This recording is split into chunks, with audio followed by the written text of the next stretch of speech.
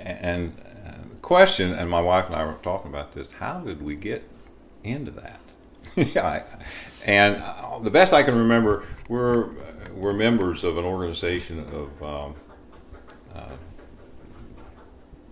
forest landowners. It's SOFA, Southern Ohio Forest Landowners Association, and we would meet up in Piketon, Ohio. But we would go once a month. We'd meet. And I think they introduced us into Rural Action, and so we got hooked up with them. We began to go to the landowners conferences. And these were 3-day affairs, Friday, Saturday, and Sunday. Camp Odiaqua, which is a Big Brothers camp, I think around Logan, Ohio. But anyway, there I met some people that knew about ginseng, and they knew how to plant it. I talked to people who were doing it and making profit at it, and so I learned how. So I contacted one of them and got about half a pound of seed, about 3,000 seed. And I'd been to some hands-on conferences and things where I learned how to do it, but still didn't know where to plant it. So I planted a half pound of seed, discovered it would come up, I could grow it. Okay. So I thought, at that time I was about 50 years old. I'm 70, I'll be 71 next Thursday. But I thought this is a great way to have retirement. Have fun, So I began, like I said, with a small amount, and the next year was like a pound, and the next year 2 pounds, and the next year 5 pounds, and then the next year 10 pounds, and 10 pounds, and 10 pounds, until I planted 500,000 seeds. And when you say 10 pounds, that's 10 pounds of seeds? 10 pounds of seed. Stratified seed. Seed, ginseng seed that this year was produced won't sprout for 20 months. It won't germinate. It has to go through a cold, warm, cold, and then a warm cycle before it will germinate. And so these seeds have already been stratified. They've been put in the ground for a year, so they would come up the next spring. And I planted in the fall, and I didn't just spread it. I would take a little hand mattock, I'll show you, and dig a hole and put the seed in it. Dig a hole and put the seed in, dig a hole and put the seed in. So that's 500,000. That's a lot. It took a lot of time, a lot of effort. And I taught math in the public schools. And so, I think a lot in math. And so I thought, if I have 500,000 seeds, if I can just get 5%, because remember, these roots are old. Aren't they on the table? 12, 14 years old in that neighborhood. A lot can happen. And we're going to see and talk about that too. But I thought if I can get 5%, seed, I paid anywhere from $75 a pound. The last seed I bought maybe was cheaper than that, maybe $40 a pound. So I had some investment in it, but not a whole lot. Most of my investment was just labor, just going out there in the fall, raking leaves back, digging little holes, and putting the little seeds in there. And that was very labor intensive. But my goal, like I said, was for retirement. And I thought, if I can just get 5%, that would be ginseng selling. Last year I sold it for $425 a pound. I could have $40,000, $50,000. That would help retirement. Little did I know at that time that there were poachers. And when was that again? There were poachers. There are thieves. I don't even like the word poach. When did the thieves start, Okay, when I first planted it, I was told by these old guys who had planted ginseng all their lives that people would steal it. You had to be careful. Well, I had not seen anyone looking for it, and there wasn't any on the property. So when I first started planting it, I didn't even tell my wife where I planted it. I had a notebook. I kept track of where, drew plots where I planted the ginseng, thinking no one was going to find it. And it came up, great. We'll walk over there across the creek, and I had patches of it that were, I'd say I had 80% germination, which is good for ginseng. Really, really nice, and it's a perfect spot. Ginseng is very, very sensitive about where you plant it. It has to have good drainage. It has to have a high calcium content in the soil, and over there is a great place. And Chip Carroll was up here. He saw some of it. Beautiful. I continued to go to conferences, and so through Rural Action, we had even formed a organization of root growers, ginseng root growers, Raga, Roots of Appalachian, and I went up to Logan, and with the Rural Action, and we met with ODNR people, Ohio Department of Natural Resources. And I can still remember this older guy standing up, and it had rained. And this was in the middle of August. And he said, boy, this would be a perfect time for your poachers or thieves to get in and steal. So I come home, hop on the four-wheeler, ride up to where my planting is. And sure enough, there was an area probably 20 by 20. It looked like hogs had been in there. They dug everything. I'd planted golden seal and ginseng in it. I was very upset, say the least. Now this was young stuff. The roots were, tiny. It would take probably 1,000 roots to make a pound. I don't know why they even dug it, really. Took the time to do it, but they did. And so... And did they take advantage of the fact that you were not there to take it? I think they did, yes. So this is like a complex surveillance operation. Yes. But I think they did, but on the other hand, after a few weeks, maybe not. Maybe they just happened upon it. A ginseng hunter, he knows which side of the hill to hunt on. He knows ginseng only grows in special places where it gets good drainage and it's north facing and got good shade, So after someone who's been doing it for very long, you begin to recognize it and where it grows. So maybe they just happened upon it. But anyway, I came back very upset, and I thought, they'll be back because there's a lot more up there. So later on that afternoon, I go up, take my 30-30 rifle, and I go walking up this time. And I get up to the hill, and I hear some talking. So I'm thinking, So I sneak up as quietly as I can, and I see this guy down in a patch, and he's digging. And so I just lever action, and I levered a shell into the chamber. When I did that, he heard it, and he looked up, and I'm standing there like that. So he said, "Don't shoot, don't shoot."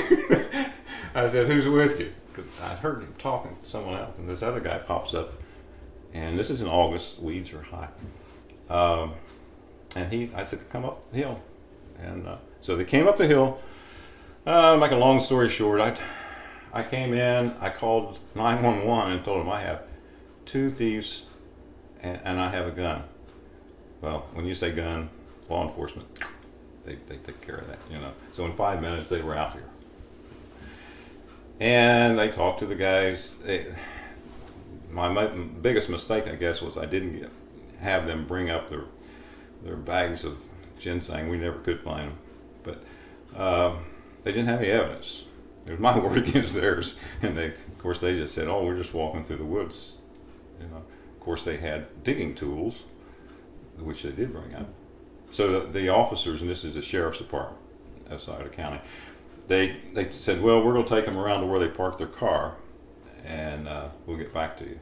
And so I waited, and they didn't come back. So finally I called the sheriff's department, and he said, "Well, the officer talked to him and really didn't have any evidence of material that they had stolen, and he let him go." But I called again the wildlife officer, who, whenever I started this, I did inform the wildlife officer. I only have one in a county, but Travis Abiley was his name. New young guy. You maybe met him. I tried to meet with him yesterday. He was doing some certifications. Okay. But I did a ride along with the Muskingum County officer. Okay, Montgomery County. Yeah, he's chief investigator. Yeah. Right now. So he was doing certifications of dealers yesterday. Okay. Yeah. Good. I'm glad to hear it. But anyway, Travis came out. He was just a game officer at that point. And he went up in the woods with me, and we found where they had dug, and they had left their beer cans, and he gathered all that as evidence and sent it off for fingerprints, and he filed a charge of them for illegal digging trespassing. And you had their names at that point? No, You knew who they were? well, the sheriff's department did. And so he got the names and filed the charges. This is in August. And Probably, what year? probably in the late 90s. I'm not sure of the time. But, and so it would go on and on and on. And then I'd get a call from Travis saying, we need to go down to the courthouse. They're going to have a plea hearing. I said, okay. So I go down, we wait, and then they come in and say, well, the judge wants to postpone that. And we did this, I think, 3 times. Finally, it was like February. And Travis said, this is it. They're going to do it. So we go down, and we're sitting there waiting, and the assistant prosecutor comes out. And I'll never forget that, big guy. And he says, I hate to tell you this, but there's been a snafu. He said, we forgot to get these 2, and he called them gentlemen. That's what I remember. We forgot to get these 2 gentlemen to sign a release, and now it's been too long to charge them. So the case was completely dropped. There was nothing. And I felt bad, but I felt bad for Travis. He had put a lot of time, a lot of effort into making that case, and it just fell by the wayside. Now I've had other sheriff's deputies come out. Some of them would walk up in the woods with me and say, you've been poached. I've never really had a good investigation. And I don't blame law. I'm very pro judicial system and law enforcement system. I worked for Yellow Springs Police Department when I was going to college. And so I have an appreciation, and especially now in Scioto County, we have a lot of bigger problems than poaching and insane. Okay, so I'm not blaming them at all. I think what are the bigger problems? drugs is the main one. What kind of drugs is it around here? Well, it started out with prescription opiates, and then morphed into more of the actual cocaine or the opium type products, the black tar and all that, and have you ever heard of the book Dreamland? I've heard of it. I'm not too familiar. Okay, if you ever can get a chance to read it, because it is about Scioto County, and it's kind of the epicenter of where that all started. And so there's a lot of, and that has a big factor in why I get poached a lot in this county. Is because they can go out, they can dig it, they can sell it green. Right, we have a flea market in Wheelersburg. They meet Thursday and Saturdays. They're buyers that come in, and they'll buy it. So if you have a drug habit, you can go out and steal my ginseng and get enough money to get you a fix or 2. So that's the main problem. Plus, they have, like any other county, they have other more crimes. I think probably more important than ginseng stealing. So I'm not blaming them. I worked 8 years for Judge Lemon in the juvenile court. So I have a high regard for the judicial system, and I think they try. But there again, I know kids that have been abandoned, kids that are living in very poor homes. It's a real problem in this county, and so I can understand that, and I'm not bitter against the judicial system or the law enforcement inside the county. They've got their hands full. They really do.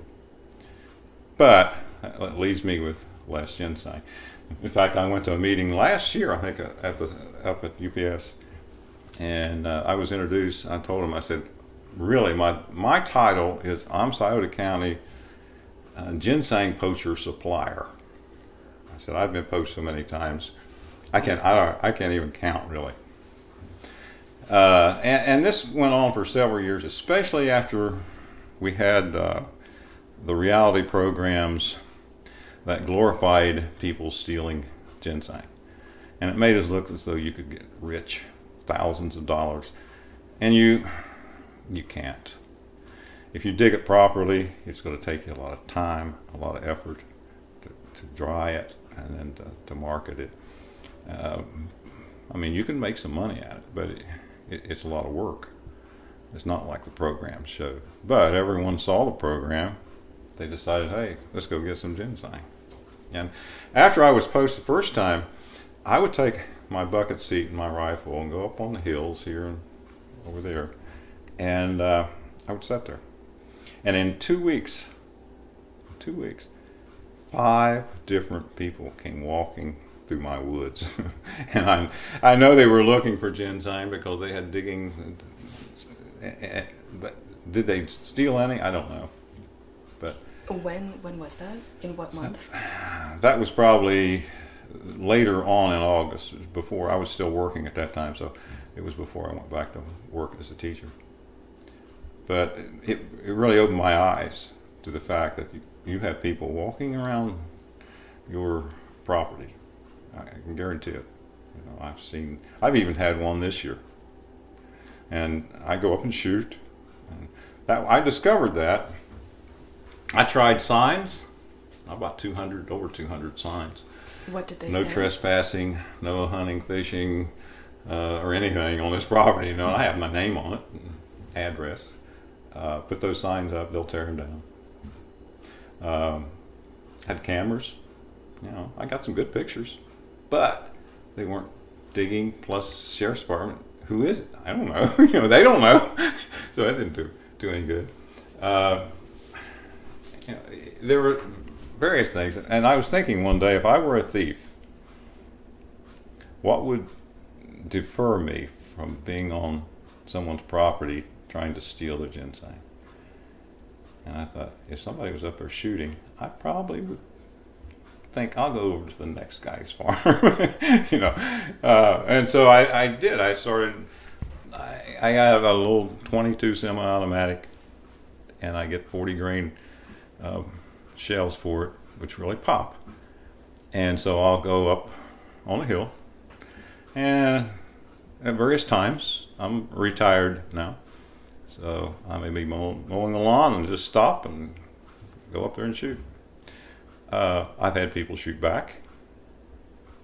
Okay, didn't hit me, or I didn't hear anything being hit close to me, but I could tell that's what it was. They heard me shooting and they were shooting back. And do you know that those were ginseng hunters, or do you have any sense of who they were? No, I didn't even see them at all. But it has helped defer. I think I've deferred several. When did you start doing that? Oh, wow. This is 17, probably around 2010. I have shot for Father's Day. My boys usually buy me a couple of bricks of 22 shells, you know, and it's kind of a joke. Well, we're gonna get Dad for his birthday. We're gonna get him some shells, you know, because they know I shoot a lot, which is good. And that's one of the things I've used. But someone who watches me, they can watch, and when that car takes off, they can still go up. And I've been poached since then. Like I said, this year even, I was up and I was shooting, and I drove my four-wheeler down. I was talking to my son over here, and here comes this car with this guy. He comes up, and he rolls his window down, and he looks at me, and he sees this four-wheeler, and he sees the gun, and I know what happened. He had been in the woods, and so whenever he saw that it was me, and he figured that he maybe shouldn't be in the woods anymore, so he got back in his car. Never said anything. Just got back in his car, and zoom, he took him back off. And I never saw him again. So it's an effective way. I'm very, very, very, very careful what I shoot and where I shoot. I think John said I shot in the air. I don't shoot in the air. I shoot dead trees. Okay. My intent is not to hurt someone or kill someone. There's no ginseng worth a human life or causing injury to someone. My intent is to scare someone. It's to let them know I'm there. I have a gun, and maybe they might want to move on. Okay. I've had one close call, which was rather comical when I look back on it. I was up in the woods across the road, and it's where they dug the golden seal. And someone had been up and dug a small patch of golden seal and ginseng. And so I go up in the morning. I have a routine. They probably know my routine if they're good thieves. But anyway, I get up, and as soon as light is, I'll go up on the hill, and I'll usually shoot a couple times. Just say, hey, here I am. And that's also to defer people that would be poaching deer, because I have some of that. But that morning was a Sunday morning. And I walked up, and as I was walking up the hill, I saw these squirrels up in the... So I'm standing there. I wasn't going to shoot them, but I was just watching them, And then it was kind of late, and my wife and I, at our church, we fixed breakfast for the kids that come in on the vans and the church kids. So I knew I had to get back. And so I thought, I better get back. So I didn't go all the way to the top of the hill. But I took the gun, and there was a dead tree, and I shot. As soon as I shot, this guy jumps out from behind the tree. That tree that I shot, don't shoot, don't shoot. I think he wet his pants. I think I scared him to death. It scared me. Because I didn't, like I said, I had no intent of shooting someone. But I asked him to come down, and he came down, and, I said, what are you doing? He had his digging tool in his little bag. And, well, my brother-in-law said that he owned this over here. And I said, I've heard that one. I said, probably any other excuses you want to give me, I've probably heard them. But I said, you were up here to steal. I know what you were up here for. And so I took him down, and I wanted to hurry up because I needed to get down to church. And so, I told him, I said, listen, I said, I go up here all the time, and I'm shooting all the time. And he was convinced that while I was watching the squirrels, I was trying to see him behind that tree. I know he was. And I never saw the guy again, ever. I mean, I don't even know where he came from. But I did get his name. And did he have any ginseng with him? And actually, if you wouldn't